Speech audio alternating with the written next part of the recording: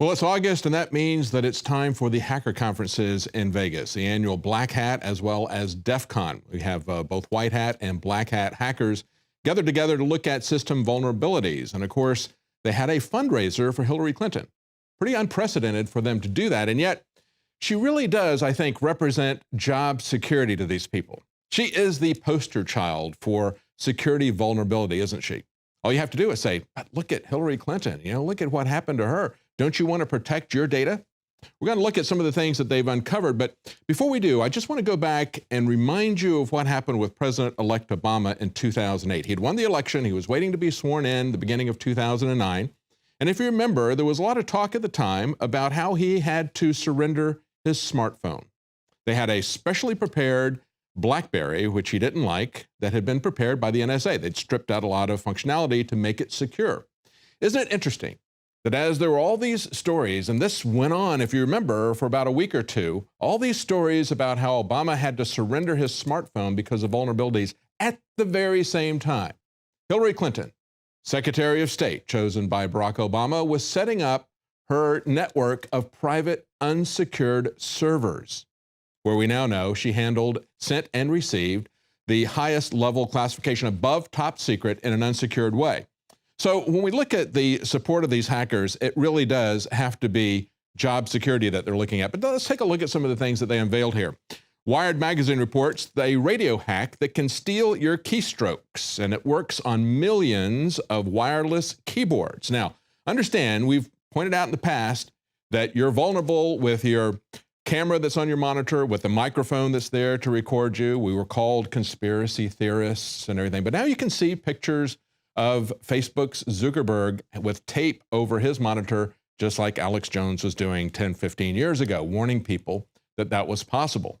And of course, now when we look at them stealing keystrokes from you, this has been demonstrated with wireless keyboards, who you understand, those are communicating with the computer via a kind of a radio setup. So that's something that's fairly easily intercepted. But now they can also go in and type using that. They can not only see what you're typing, but they can make your computer type stuff that you aren't typing to set you up or other things like that. Because we have to understand that the real sinister actors here are coming from various governments, including our own, going after people that they don't like.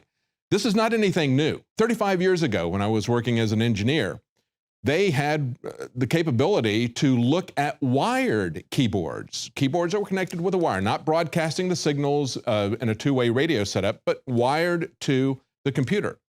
They could tell, and they could monitor outside of the room. You had state actors who were able to do this. Any monitor, any wired keyboard could be monitored. They could look at it and see what you were typing. And this could be done by people who were outside of the building. They had tempesting programs, which are basically testing programs that you had to go through, certify the hardware to make sure that could not be done. And that was a vital part of getting most of the federal contracts at the time. But now we just put stuff on Hillary Clinton's private servers. And now it is supposedly news that an unsecured, unencrypted radio device can do this as well. And I guess the thing that surprised these people who found the hack, they said that they had no expectation that in 2016, companies would be selling keyboards without any encryption. But it gets worse than that. Take a look at the latest hack against a Jeep, and this is reported by ABC News. They say Jeep hackers are back at Black Hat with new and scarier methods. This is a pair of well-known hackers that we reported on last year. Now they found a way to take control of a Jeep Cherokee, but do it while it is moving at high speed.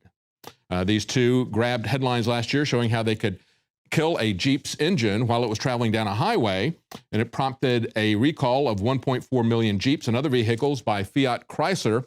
But now they say they can take over the vehicle while it is going down a road at speed. They're able to make the vehicle unintentionally speed up, or they can remotely slam on its brakes. They say if you can steer a car at any speed, that's pretty dangerous. That's right, it is. Just ask Michael Hastings about that. Remember when we told you about that? Just like the tape over the cameras and the fact that they're listening to you in the room with the computer, which they now freely admit as well. We told you at the time that happened with Michael Hastings. Look, they have the capability to do this. And of course, we were called conspiracy theorists. So they said we were paranoid about it. And they go on to say that Chrysler says that's not anything to worry about. We don't think that most people are going to be trying to do this. So they're just not going to make it secure because they don't think most people will be willing to do that. Look, here's the issue. Not only can the government assassinate people and make it look like an accident, any individual could do that to somebody else as well. It's very easy to do it. But it's not just hacking. Understand that with these systems, as complicated as they are, a software bug, a software failure could do the same thing that a malevolent hacker would do. Take a look at Tesla's Model S. This is another hack that they did, this time to Tesla's Model S autopilot. Researchers have used off-the-shelf tools to trick the autopilot sensors on a Tesla Model S, demonstrating that it is simple to blind the car so that it doesn't see obstacles in the path. You know, kind of like a white truck that pulls in front of you when you're going 9 miles over the speed limit, and you've entrusted it all to the car to drive you through and it doesn't see it at all.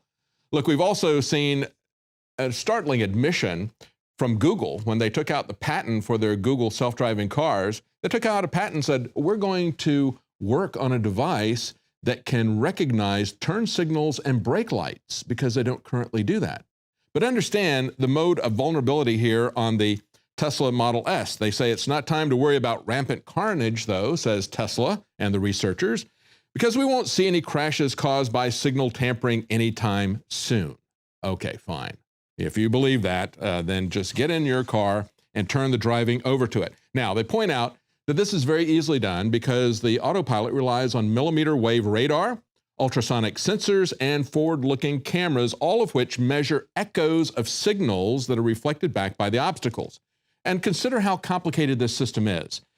Jamming attacks can prevent ultrasonic sensors from detecting objects. Okay, spoofing attacks can manipulate the sensor measurements and so forth and so on. You can even have acoustic cancellations.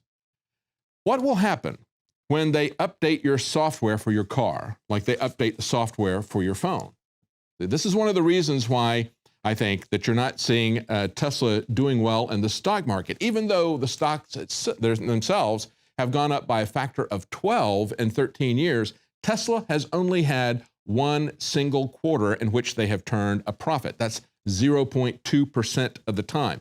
You can always make money on Wall Street if you operate on the principle of the greater fool, and that's what we see happening here. They have not been able to ship the devices that they thought they would be able to. We have seen that an investigation of this fatal accident, they came out and said, no, it wasn't on autopilot. Well, the investigation says, yes, it was, in fact, on autopilot. And even though Tesla says they have controls to keep the cars from going more than 5 miles over the speed limit, it was going 9 miles per hour over the speed limit.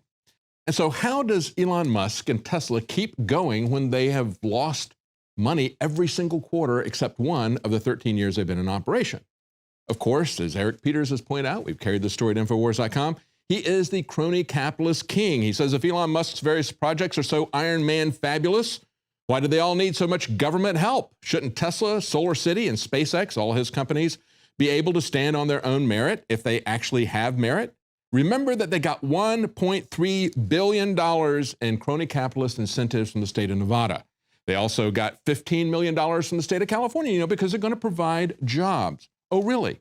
Is that what they're going to do? Understand altogether, and LA Times has reported on this as well, his ventures have gotten about $5 billion worth of subsidy from the government. Is he creating jobs with this? Look at this story from the Washington Post.